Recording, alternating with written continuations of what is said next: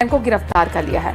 कल देर शाम सत्येंद्र जैन की गिरफ्तारी हुई थी। दिल्ली जल बोर्ड के एक टेंडर में गड़बड़ियों के आरोप में सत्येंद्र जैन की गिरफ्तारी हुई। दिल्ली के सीवेज ट्रीटमेंट प्लांट यानी कि एसटीपी का ये टेंडर का मामला है। एसटीपी को अपग्रेड करने की योजना अब जांच के दायरे में आ गई है। मामला करीब 1546 करोड़ रुपए की अनुमानित प्रोजेक्ट से जुड़ा हुआ है। एसीबी ने इस मामले में पूर्व जल मंत्री सत्येंद्र जैन समेत 6 लोगों की गिरफ्तारी कर ली है। सत्येंद्र जैन को अब से थोड़ी देर बाद कोर्ट में पेश किया जाएगा।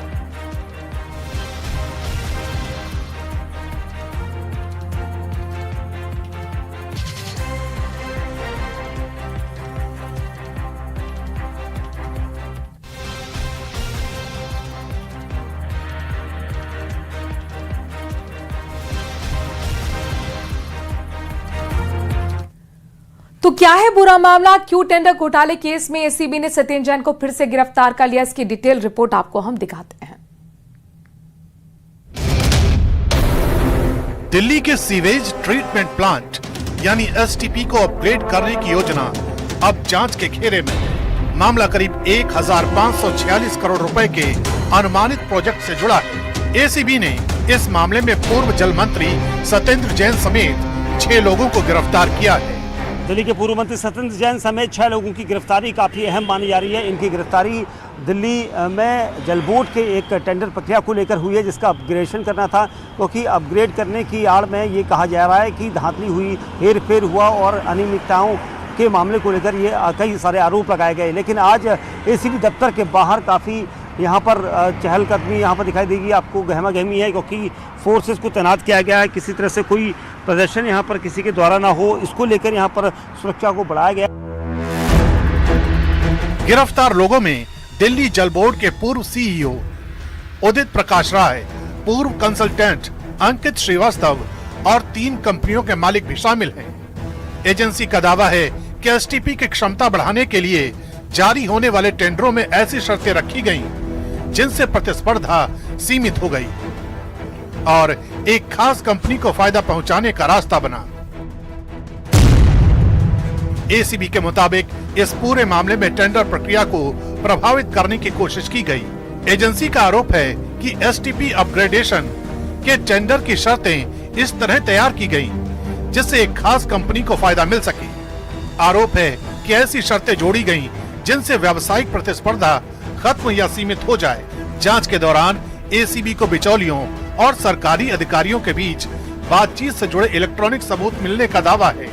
ईमेल की जांच में भी एजेंसी को ऐसे दस्तावेज मिले हैं, जिनसे पता चले कि टेंडर से जुड़े कागजात कंपनियों के साथ पहले ही साझा किए गए थे। इस मामले में उदित प्रकाश राय पर 1,52,00,000 रुपए की रिश्वत लेने का आरोप है। यही वजह है कि इस मामले में राजनीति ने जोर पकड़ लिया है। एक बार इस बात साबित हो गया है कि अरविंद केजरीवाल की पार्टी ने 10 साल दिल्ली में राज किया, तो उन्होंने बहुत चतुराई से सत्ता के संरक्षण में भ्रष्टाचार का एक मॉडल विकसित किया, जिसमें राजनेता, अधिकारी, ठेकेदार और अन्य सभी लोग शामिल थे। इसीलिए चाहे वो शराब घोटाला हो या अन्य कोई घोटाला, और अभी ये जो जल बोर्ड का घोटाला है वो सामने आया है। और मेरा अपना मानना है कि क्योंकि एसीबी ने अपनी जांच तथ्यों के आधार पर की है, जब इसकी जांच की बात होगी तो उसमें और लोग भी इसकी जद में आएंगे। जबकि एसीबी की कार्रवाई के बाद अरविंद केजरीवाल भड़क गए और उन्होंने पोस्ट कर बीजेपी पर निशाना साधा। सत्येंद्र जैन जी को एक बार फिर बीजेपी ने गिरफ्तार करवा दिया है। अभी कुछ वक्त पहले इन लोगों ने जेल में डालकर उनकी जो दुर्दशा की थी वो सबको याद है। पिछला केस भी फर्जी था, ये केस भी फर्जी साबित होगा। आखिर कब तक बीजेपी की तानाशाही चलती रहेगी? जिसे मन करता है झूठे आरोप लगाकर जेल में डाल देते हैं। इनका झूठ एक बार फिर देश के सामने आएगा। लेकिन जेल में बिताए उस वक्त और मानसिक प्रताड़ना की भरपाई कौन करेगा? बीजेपी के पाप का घड़ा अब भर चुका है। अब आपको बताते हैं कि पूरा मामला शुरू कहां से हुआ। 7 अक्टूबर 2021 को दिल्ली के एसटीपी की क्षमता बढ़ाने और अपग्रेडेशन के लिए IFAS तकनीक का प्रस्ताव रखा गया। 14 अक्टूबर को तत्कालीन जल मंत्री सत्येंद्र जैन ने इसे सैद्धांतिक मंजूरी दी।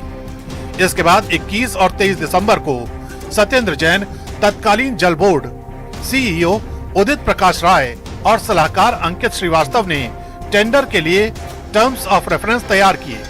28 दिसंबर 2021 को प्रोजेक्ट की अनुमानित लागत करीब 1546 करोड़ रुपए तय की गई। योजना के तहत 4 एसटीपी की क्षमता 215 एमजीडी से बढ़ाकर 297 एमजीडी करने का प्रस्ताव था। सीवेज ट्रीटमेंट प्लांट में उनका नाम आ रहा है।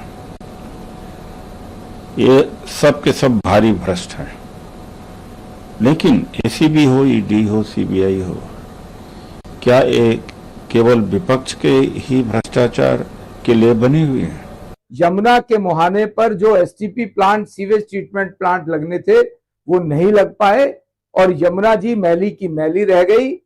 और जो कट्टर ईमानदार अपने आप को कहने वाले केजरीवाल और उसके मंत्री सत्येंद्र सिंह आज फिर जांच में कल्प्रिट पाए गए हैं, जिसके कारण से एसीबी ने उनको गिरफ्तार किया है।